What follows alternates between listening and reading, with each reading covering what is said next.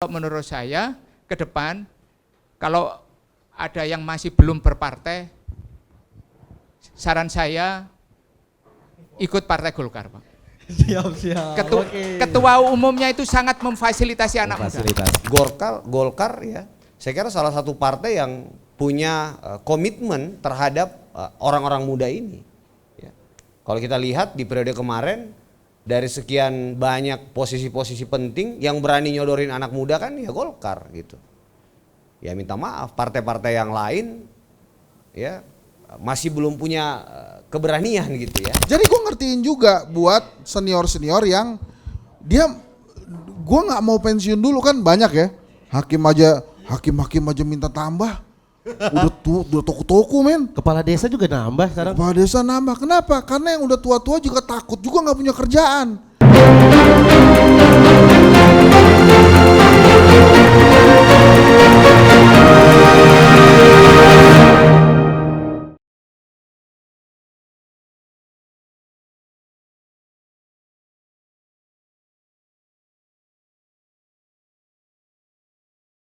Silakan Pak Sekjen. Terima kasih kepada Fokus Maker yang telah menyelenggarakan acara Fokus Talk ini ya. Diskusi yang mengundang anak-anak muda ini. Saya ini jadi tua sendirian di depan. Masih muda, Pak Sekjen. Muda, masih muda semua ini. Dalam rangka HUT Soksi ke-64.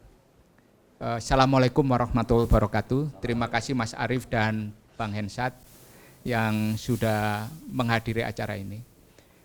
Terkait dengan pertanyaan tadi mengenai peran anak muda. Anak muda ini menurut saya ada satu nilai yang tidak dimiliki oleh generasi sebelumnya, anak muda sekarang. Yaitu satu, keberanian. Mereka itu keberaniannya luar biasa. Mereka sangat ekspresif. Dan itu sebenarnya mereka berada dalam sebuah titik potong perjalanan sejarah, tinggal mereka dibangun dan diingatkan saja. Tugas kita yang tua-tua ini, lebih tua lah, yang lebih muda lah itu dari yang muda ini, adalah mengingatkan aja. Kalau misalnya Bang Henry, misalnya kan, Henry Satria ini punya anak buah, pasti bahasa mereka itu kan sebenarnya bahasa toksik, itu bahasa yang dipakai oleh generasi sekarang untuk melihat orang tua yang comel. Ya kan? Dulu bahasa comel ini kan ada. Itu. Ya kan? Bahasa tua ini kan orang yang lebih tua generasi saya mengatakan yang ini comel nih orang. Cuma kita kan ngomong toksik. Itu. Jadi antar generasi itu selalu ada penyebutan yang spesifik, ciri khas masing-masing orang untuk mengatakan ini toksik nih orang. Kalau generasi saya melihat orang tua ini orang comel nih. Itu. Dulu ada yang juga mengatakan generasi sebelumnya mungkin lebay dan sebagainya. Dengan yang sangat spesifik kalau menurut saya. Lah, dalam diskusi ini kan kita bicara tentang anak muda. Kalau saya ingin mendefinisikan peluang anak muda sekarang itu mendapatkan ruang ekspresi yang luar biasa difasilitasi. Baik itu difasilitasi oleh negara maupun difasilitasi oleh infrastruktur yang terlibat dalam urusan negara, termasuk partai politik, Pak. Partai politik. Contoh sederhananya Mas Arief Rosyid ini. Difasilitasi oleh negara ketika Pak Erik bicara tentang peluang anak muda, memimpin BUMN, komisaris Pak, Bank Syariah Mandiri, itu flag carrier-nya Bank Syariah milik negara Pak. Arief Rosyid ada di dalamnya, kemudian karena harus mundur karena harus menjadi tim sukses, itu. Tapi itu kan adalah sebuah peluang yang diberikan oleh negara. Untuk apa? Untuk menunjukkan kapasitas, kemudian kemampuan, dan eksistensinya untuk di-leverage di sana. Itu, di-leverage, diukur. Seberapa besar anak muda itu punya kemampuan. Dan dalam wilayah operasional kan banyak eksekutif-eksekutif yang kemudian di umur-umur yang sangat muda menjadi direksi di BUMN. Nah, itu terjadi. Bahkan Pak Jokowi pun mengambil beberapa staf khusus milenial. Artinya apa? Bahwa kesempatan-kesempatan itu diberikan ruangnya oleh negara. Nah, kami yang di Partai Golkar melihat bahwa ada sosok ketua umum yang benar-benar memberikan ruang kepada anak muda untuk membuktikan kemampuan politiknya, yaitu Pak Erlangga. Pak Erlangga itu membuka ruang yang luar biasa, transformasi dan regenerasi.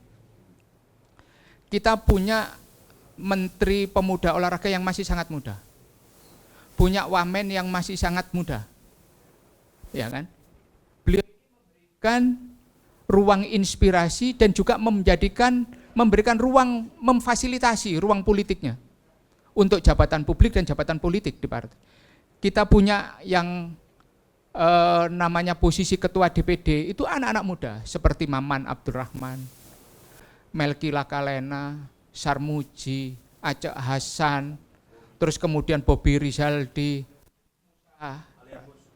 Rajaksa, Alin Mus di Maluku, itu kan. Mulai dari Indonesia, wilayah barat, timur, tengah dan sebagainya. Dan mereka menunjukkan kemampuan ketika diberikan kepercayaan. Bahkan di Golkar itu kemarin pada saat pemilu ada tim yang namanya under 40. Ketika kita yang umur 50-an itu menjadi 40 plus. Itu, 40 plus.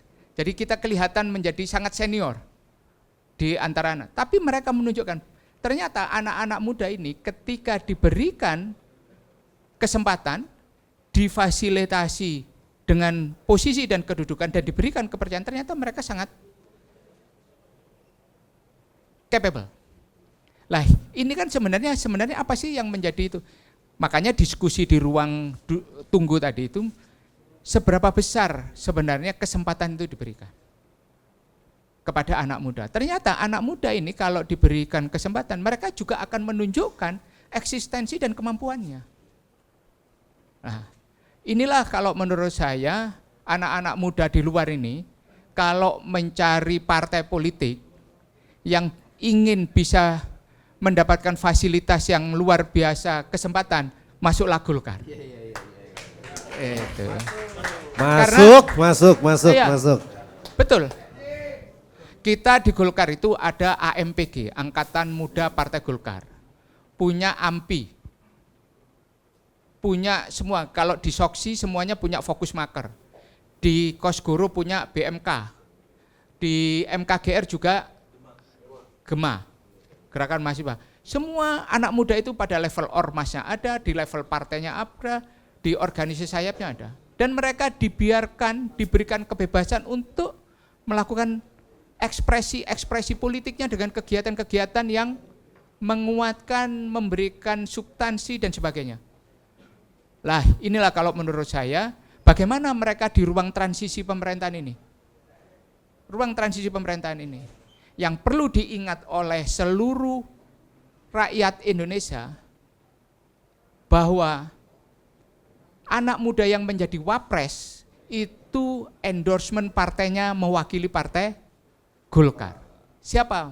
Mas Gibran. Menjadi wakilnya Pak Prabowo. Sehingga apa? Pak Prabowo menjadi tokoh senior dikombinasikan oleh anak muda yang bernama Mas Gibran untuk menjadi wapres yang diendorse oleh partai Golkar dan menjadi pemenang. Nah, transisinya kemana? Transisi ini sudah terjadi, Pak. Transisi alih generasi ini sudah terjadi. Terjadinya apa? Terjadi kombinasi adalah tokoh yang senior dengan tokoh yang sangat muda untuk menyatu dalam sebuah paket kepemimpinan presiden dan wakil presiden, didukung oleh partai-partai besar, ya kan? Didukung oleh partai-partai besar yang jumlahnya sangat signifikan di parlemen. Nah, inilah kalau menurut saya ke depan, kalau ada yang masih belum berpartai, saran saya ikut Partai Golkar, Pak. Siap. Ketua umumnya itu sangat memfasilitasi anak muda. Memfasilitasi. Itu. Oke. Itu. Oke, Jadi izin selanjutnya, Jen, buat pertanyaan selanjutnya mungkin kira-kira apa kemudian yang harus dipersiapkan, mungkin khususnya para kader-kader muda ini, mungkin untuk seluruh kaum muda secara umum, sebelum masuk ke partai politik sebetulnya apa bekal yang harus disiapkan? Nah supaya ketika masuk partai itu mereka nggak bingung mau ngapain, kira-kira itu.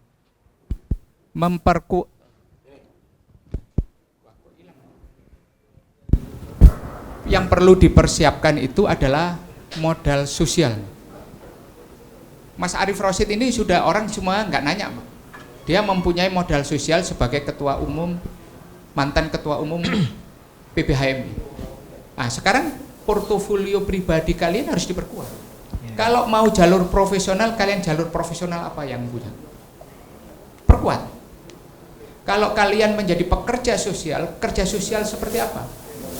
Contoh nih, saya kasih contoh anak muda, anaknya Cak Yahya, si Farah Safira, dia menjadi pekerja sosial membina anak-anak muda dalam kegiatan baca kan?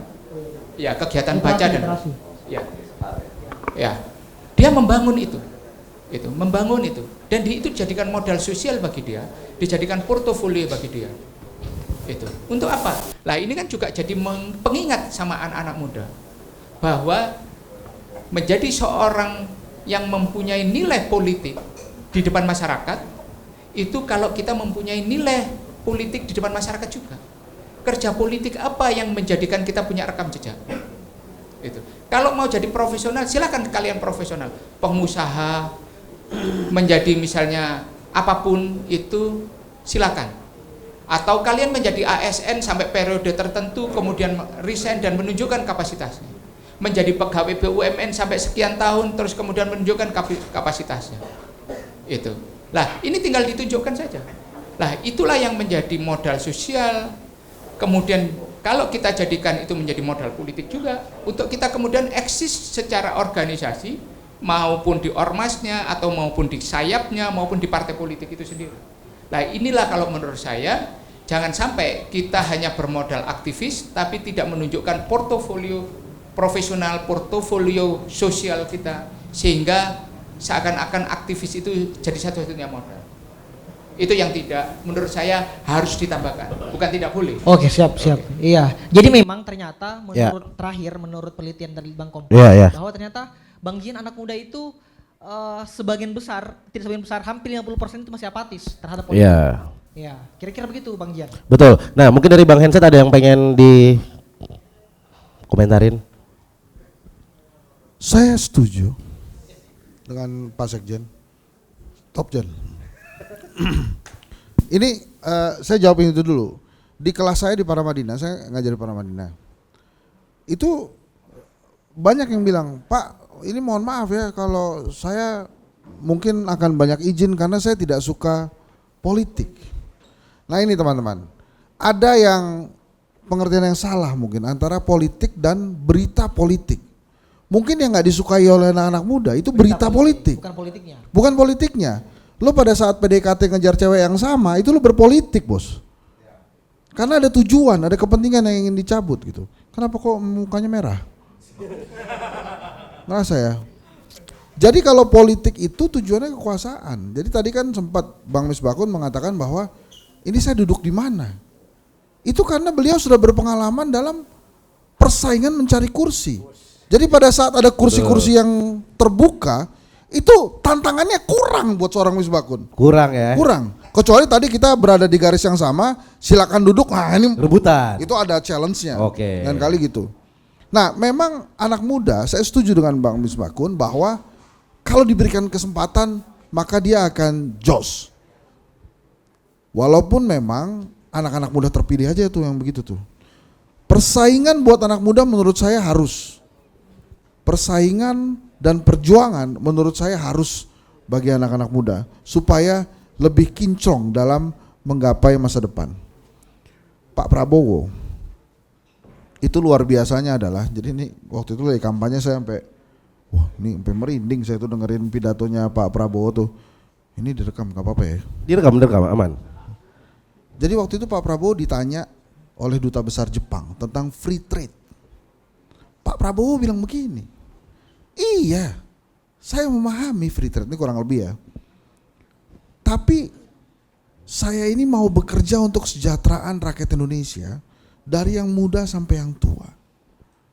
Anda tahu nggak, di Indonesia ada pria umur 70 tahun masih mengayuh becak. Prabowo, mikro sekali dia. Itu pemimpin kalau sampai bicara mikro begitu itu luar biasa. Waktu itu saya dengerin tuh agak merinding juga saya. Karena menurut saya pengertian Prabowo tentang rakyat Indonesia itu bukan hanya satu generasi, tapi dari generasi yang paling bawah dengan makan gratis sampai generasi yang umur 70 tahun tuh dia pikirin. Jadi dia bilang gini, saya oke dengan free trade, tapi saya mau rakyat saya lebih sejahtera. Ya makanya Anda bangun dong pabrik di sini, jangan kita disuruh terus-terusan ekspor. Itu keren Pak Prabowo. Jadi setuju ya? Jadi memang dia memahami betul apa yang dibutuhkan Indonesia. Makanya saya pada saat beliau pidato saat ditetapkan oleh KPU, itu dia bilang begini, saya ingin membuktikan bahwa saya, kalau nggak salah gini lah, pokoknya gue mau buktiin kalau gue tuh bakal jadi presiden yang bener buat lo semua. Itu kita tunggu tuh, karena jarang ada yang berani bicara seperti itu. Jadi Pak Prabowo tuh emang luar biasa. Nah balik lagi ke anak muda tadi, memang negara sudah menyiapkan dan menyediakan berbagai fasilitas untuk anak muda. Tapi pertanyaannya adalah, apakah negara membutuhkan kualifikasi tertentu buat anak muda supaya anak muda itu bisa memanfaatkan fasilitas-fasilitas yang disediakan oleh negara? Atau negara terbuka kepada semua anak muda, silahkan manfaatkan fasilitas itu? Kalau saya sampai hari ini masih menganggap poin pertama itu yang masih dijalankan oleh negara. Jadi negara masih membutuhkan kualifikasi bagi anak-anak muda untuk bisa memanfaatkan fasilitas yang diberikan oleh negara. Kira-kira gitu Mas. Oke, silakan Kak Ige. Oke siap, ya, mungkin kita lanjut aja, lanjut ke Tum Arif. Jadi kan tadi ini udah dibahas nih sama Bang Henry terkait mulai dari data bahwa pemuda ini butuh 3 hal. Ternyata menurut data dari Kedai Kopi tadi juga Pak Sekjen juga sudah bahas bahwa pemerintah hari ini sebetulnya sudah membuka seluas-luasnya fasilitas, infrastruktur ini disebut oleh negara. Tapi kira-kira menurut Tum Arif dengan melihat yang lebih paham terkait dengan visi misi dari Prabowo Gibran ini, apakah akan ada ruang yang lebih besar dari yang sebelumnya Pak Jokowi dan Pak Maruf Amin sudah siapkan dengan melihat komposisi pemuda yang hari ini juga menempati tampuk kekuasaan, dalam hal ini Mas Gibran sebagai wakil presiden? Kira-kira seperti apa? Untuk mengawalnya kira-kira seperti apa? Ya harusnya iya ya, karena saya kira dengan melihat Pak Prabowo memilih Mas Gibran Rakabuming Raka pertama, kemudian kesadaran bahwa kontribusi orang muda ini besar terhadap kemenangan beliau. Juga kalau kita lihat orang-orang sekitar Pak Prabowo ini sejak lama kan, kalau dulu beberapa belasan tahun yang lalu Fadlizon tentu masih muda kan, Bang Dasko dan lain-lain gitu. Hari ini juga kan sama kan, yang sering viral itu kan Teddy, kemudian banyak lah ya, kemudian kita ada Mas Angga dan seterusnya, ada Dirgayuza. Jadi Pak Prabowo ini kalau kita lihat orang yang selalu memberi ruang ya. Bahkan kalau tadi Mas Hensat sampaikan ya, beliau ini detail. Saya kalau ngobrol sama anak-anak muda di sekitar Pak Prabowo itu, beliau mikirin itu sampai dandanan gitu, jasnya apa dan segala macam. Nah ini yang membuat kami yakin betul gitu ya, bahwa Pak Prabowo Subianto dan apalagi ada Mas Gibran Rakabuming Raka ya kan, Mas Gibran juga kan tentu dengan dengan pikiran-pikiran yang segar gitu ya, yang pengen mempercepat semua apa yang beliau pikirkan, tentu kan butuh mitra juga ya, orang-orang muda yang bisa diajak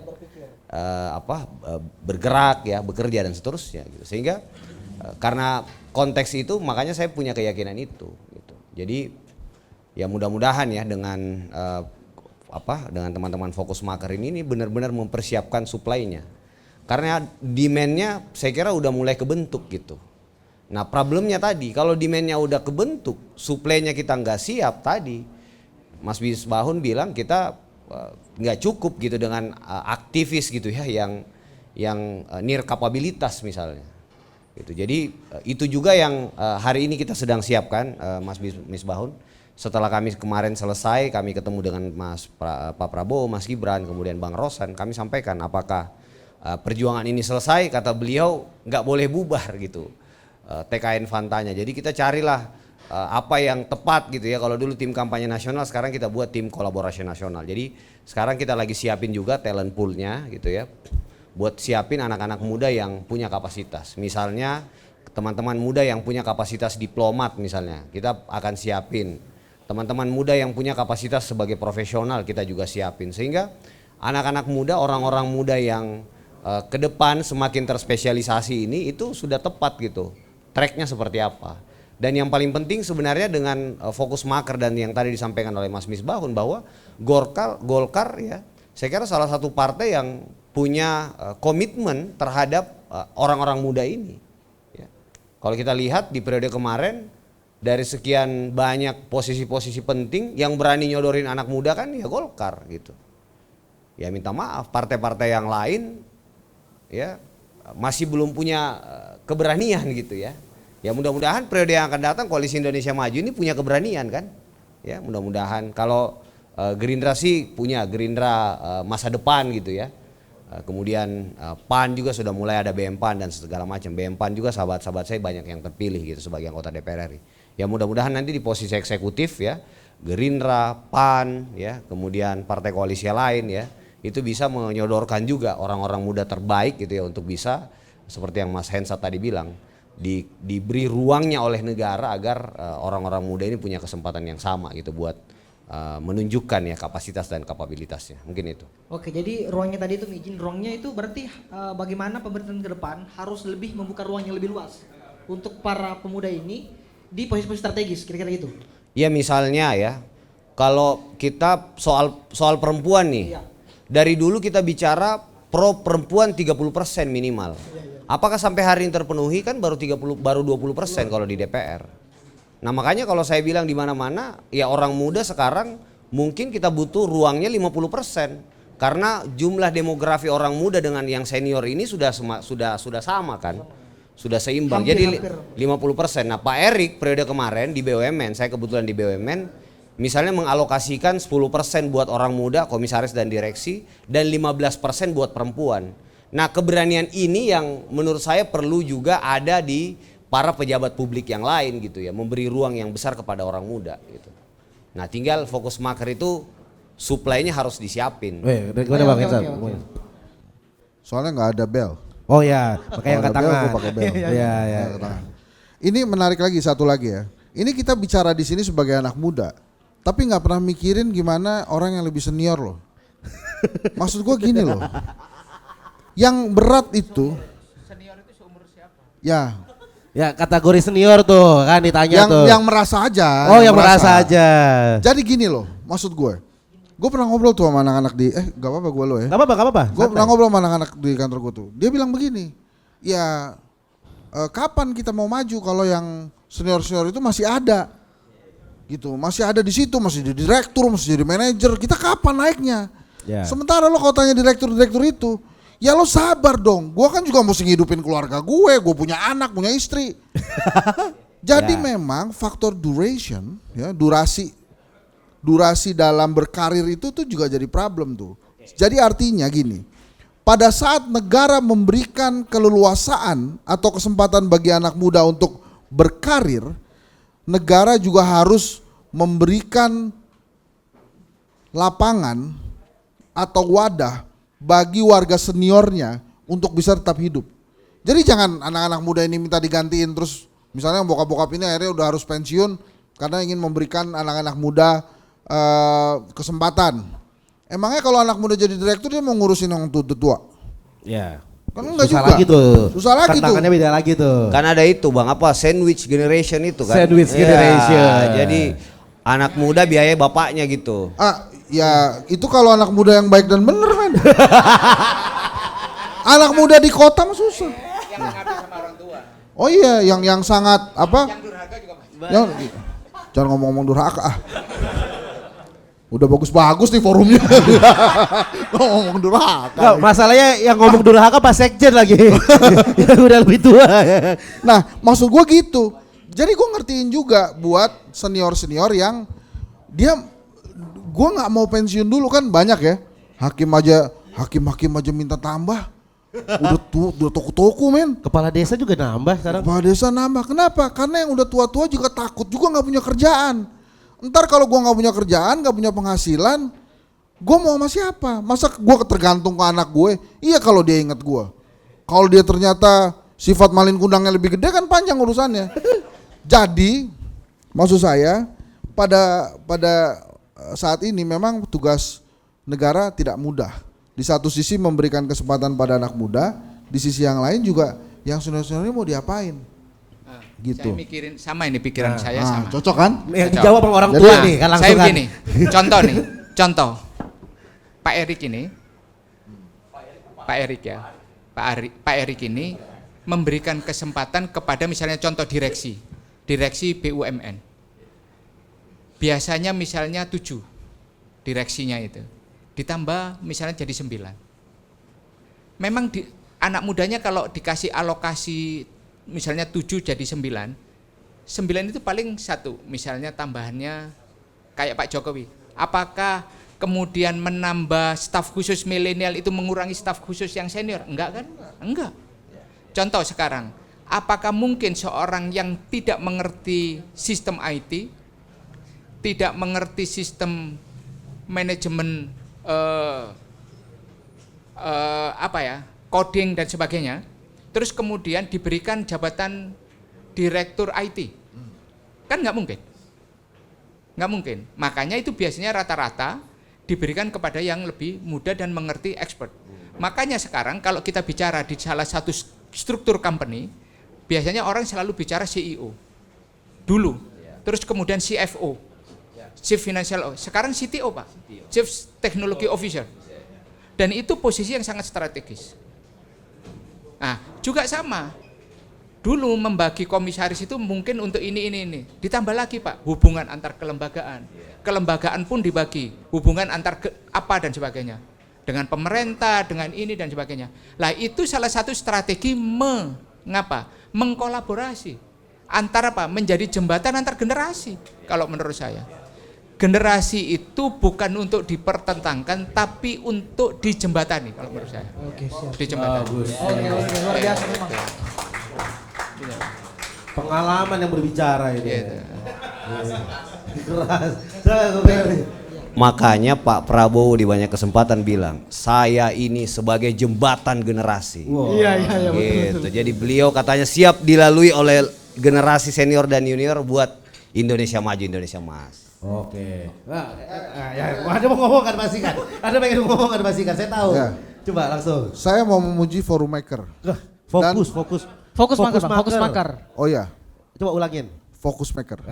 Fokus maker. Maker pasti salah. Ini loh. bukan bahasa Inggris, Fokus, bukan bahasa bahasa Inggris. Ya. Fokus maker. Ya. Saya mau memuji fokus maker. Ya. Ngomong. Kenapa? Ayo. Maker itu jangan sampai salah jadi rice cooker. Oh. Maker jadi rice cooker. Ya kita mesti bantu lawakan itu kan. Betul. Ngomong. Saya Maju terus. batang mundur. Ngomong silakan. Enggak, lo pasti mau gitu lagi. Saya mesti muji Fokus Maker dan Komisi.co. Karena coba, ini kan Fokus Maker untuk anak-anak muda. Komisi.co coba. Mana ada stand up komedian yang tua? Semuanya muda-muda. Komisi.co juga paling tua Gian. Yang lainnya enggak. Coba, ini saya mengajak untuk berpikir. Tapi mungkin kalau ada Dewan Penasehat, Fokus Maker pasti yang udah old story gitu ya, old cracks ya. Cuma kayak Komisi.co ini, begitu ada misalnya orang yang lebih senior mau masuk Komisi.co pasti langsung dilarang. Jangan bro, kalau ada orang tua masuk ntar kita nggak bisa kreatif, kita nggak bisa ini. Padahal belum tentu anak-anak orang tua. Gue tuh susah ngomong orang tua ya, generasi yang lebih senior itu nggak bisa lebih kreatif. Mereka tuh dulu lawan Belanda men. Kurang kreatif apa? Justru generasi lebih tua itu Lawan pak, lawan. Di kesempatan kalian untuk lebih kreatif. Nah. Karena apa? Mereka membuka diri untuk Kenapa jadi dicek. salah gue nih? Enggak. Nggak ada bang, Pak Sekjen Enggak. nggak ada. Karena Gua dinasehati nih. kalian lebih kreatif karena bisa ngecengin generasi yang lebih tua. Nah, ya kenapa gue? Bisa ngecengin generasi lebih tua. Kan buktinya komisi ngajak orang tua, kan gue ngajak lu di kelas politik. Ya. Ya bener lagi. Terus gini ya, misalnya nih, udah jangan ngajak orang tua, paling followernya berapa? Ya, lu lihat follower, coba kalau kami jadi imam, berapa makmumnya?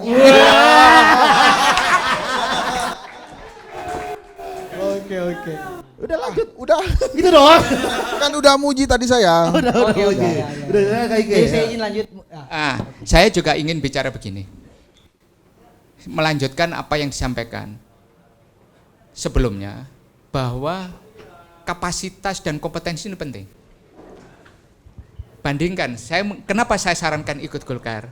Partai politik yang lain baru punya sekolah politik, Pak. Akademi politik. Kalau Golkar sudah punya institut. Golkar Institute. Karena apa? Partai politik paling tua itu Golkar. Yang lain tingkat sekolah, kita sudah tingkat institut. Ini lulusan terbaik aja. Siap. Itu. Lah, disitulah kaderisasi itu disiapkan. Nah, memfasilitasi hal-hal yang seperti itu datang dari siapa sih, Pak? Datang dari keinginan organisasi. Nah, datang dari keinginan orang yang memimpin organisasi itu. Lah Pak Erlangga ini memfasilitasi hal-hal yang seperti itu. Memfasilitasi hal-hal yang seperti itu. Kesempatan untuk maju itu diberikan.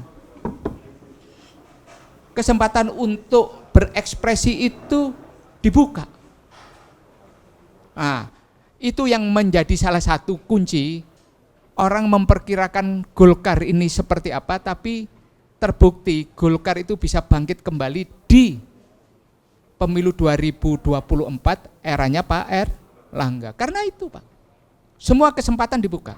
Anak-anak muda, contoh, sekarang saya tadi bicara ketua DPD, bicara tentang wamen, tapi kita bicara punya anak-anak muda yang menjadi kepala daerah.